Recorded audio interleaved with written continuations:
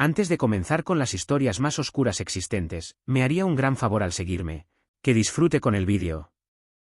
En 1977, en Chicago, el cuerpo de Teresita Basa, una enfermera tranquila y reservada, fue encontrado en su apartamento completamente calcinado. El fuego había consumido casi todo, pero la escena revelaba algo más oscuro que un simple incendio. Teresita había sido apuñalada en el pecho antes de que alguien intentara borrar el crimen con llamas. La policía no encontró señales claras de robo forzado ni testigos que pudieran identificar a un sospechoso. El caso comenzó a enfriarse rápidamente hasta que, semanas después, algo imposible ocurrió, porque una compañera de trabajo llamada Remy empezó a comportarse de forma extraña, entrando en trance frente a su esposo, cambiando la voz, la postura y la expresión, y asegurando que no era ella quien hablaba, sino Teresita, quien decía haber regresado para revelar quién la asesinó.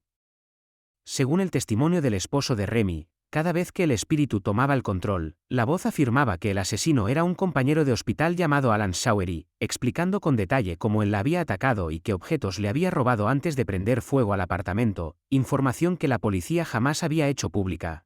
Cuando los investigadores decidieron comprobarlo, descubrieron que Alan efectivamente había vendido joyas que pertenecían a Teresita y que varias piezas coincidían exactamente con la descripción dada durante las supuestas posesiones. Enfrentado con las pruebas, terminó confesando el crimen, y aunque oficialmente el caso se resolvió gracias a la evidencia física, muchos dentro del departamento jamás olvidaron que la pista inicial vino de algo que no podían explicar racionalmente.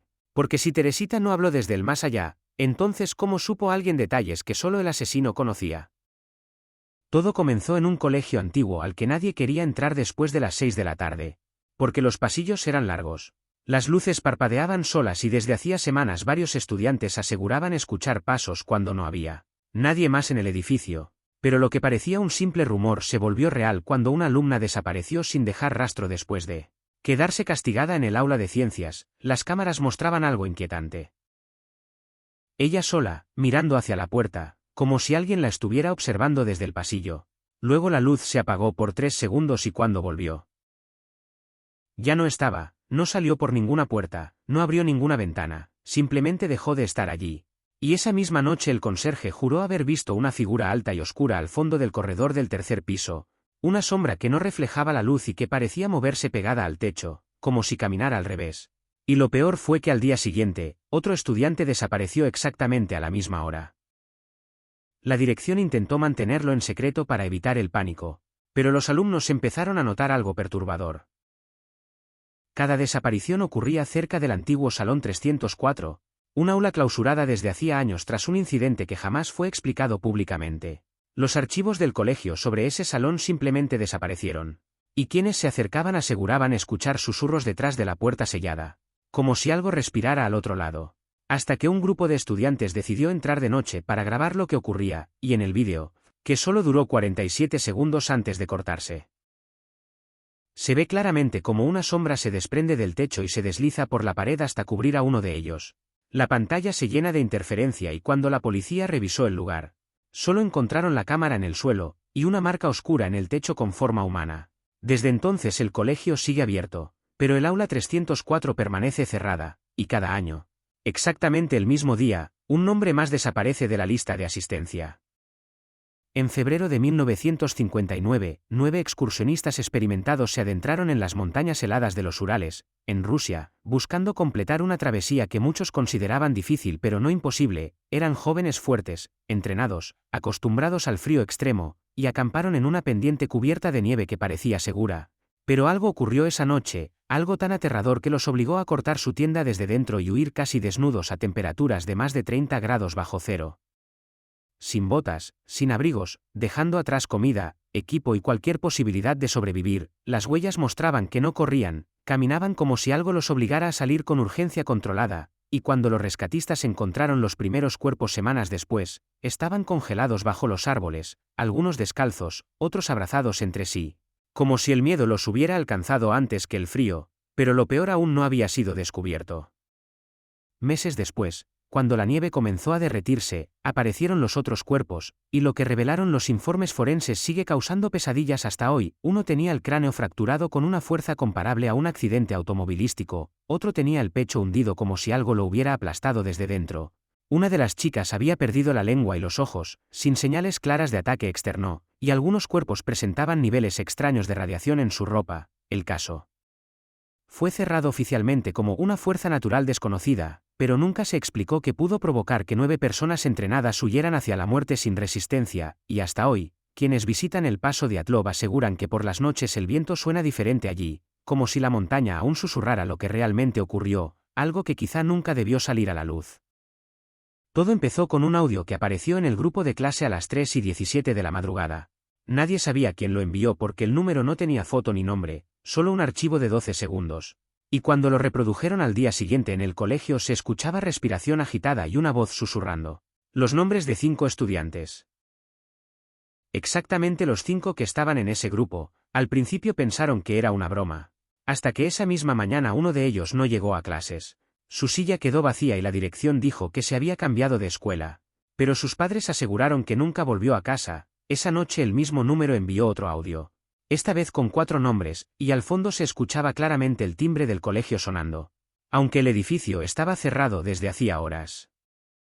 El miedo empezó a crecer cuando notaron algo imposible. Cada vez que alguien desaparecía, su nombre se borraba automáticamente de la lista digital de asistencia, como si nunca hubiera existido. Fotos de promociones anteriores cambiaban. Redes sociales quedaban en blanco y hasta los profesores parecían olvidar sus rostros.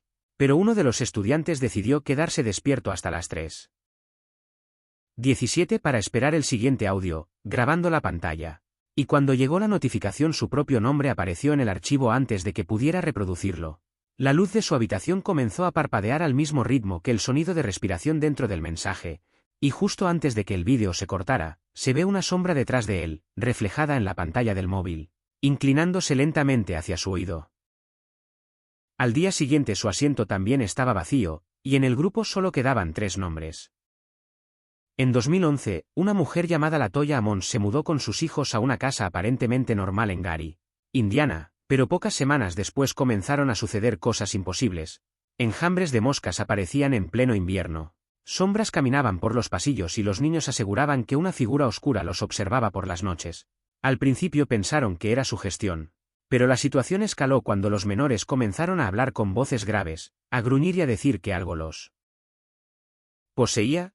Uno de ellos incluso fue visto por testigos caminando hacia atrás por una pared del hospital mientras estaba bajo observación médica. Y lo más impactante es que no solo la familia afirmaba verlo. También trabajadores sociales y personal sanitario declararon haber presenciado fenómenos extraños dentro de la casa. La situación llegó a tal punto que la policía intervino y registró reportes oficiales describiendo ruidos inexplicables, puertas que se cerraban solas y presencias invisibles. Un sacerdote realizó varios exorcismos dentro de la vivienda, asegurando que la casa estaba infestada por múltiples entidades.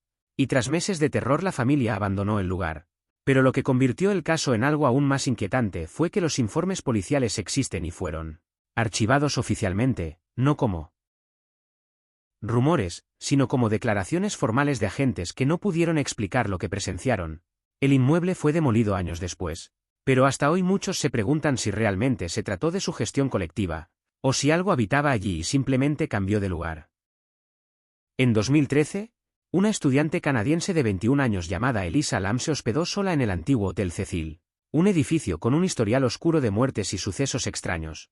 Pero lo que ocurrió allí nadie pudo explicarlo jamás. Días después de su llegada desapareció sin dejar rastro, hasta que la policía publicó un vídeo grabado por una cámara de seguridad dentro del ascensor del hotel. En las imágenes se ve a Elisa presionando varios botones, asomándose al pasillo como si alguien la estuviera siguiendo, escondiéndose en una esquina y haciendo gestos extraños con las manos, como si estuviera hablando con algo que no aparece en cámara. La puerta del ascensor permanece abierta demasiado tiempo, sin razón aparente.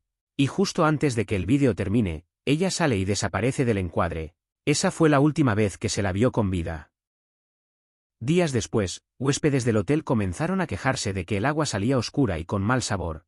La presión era extraña y el olor insoportable. Cuando el personal subió al techo para revisar los tanques, hicieron un hallazgo que paralizó al país.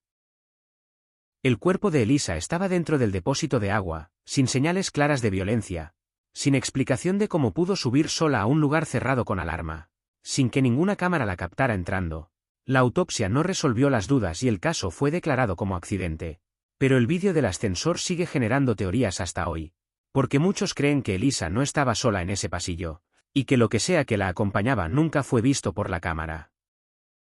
En 1988, Japón quedó paralizado cuando la policía arrestó a un joven aparentemente introvertido llamado Tsutomu Miyazaki, que hasta ese momento llevaba una vida normal con su familia. Pero tras su detención se descubrió algo que parecía sacado de una pesadilla, porque en su habitación encontraron miles de cintas de vídeo, fotografías perturbadoras y cajas cuidadosamente guardadas con objetos personales que pertenecían a sus víctimas. Todo organizado como si fuera una colección, como si cada recuerdo tuviera un valor especial, y lo más escalofriante era que durante meses nadie sospechó nada.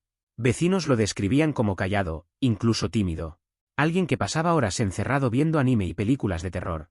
Pero mientras el país intentaba entender cómo alguien así pudo ocultar una vida tan oscura dentro de una casa común, Miyazaki comenzó a decir algo aún más inquietante, que no actuaba por voluntad propia.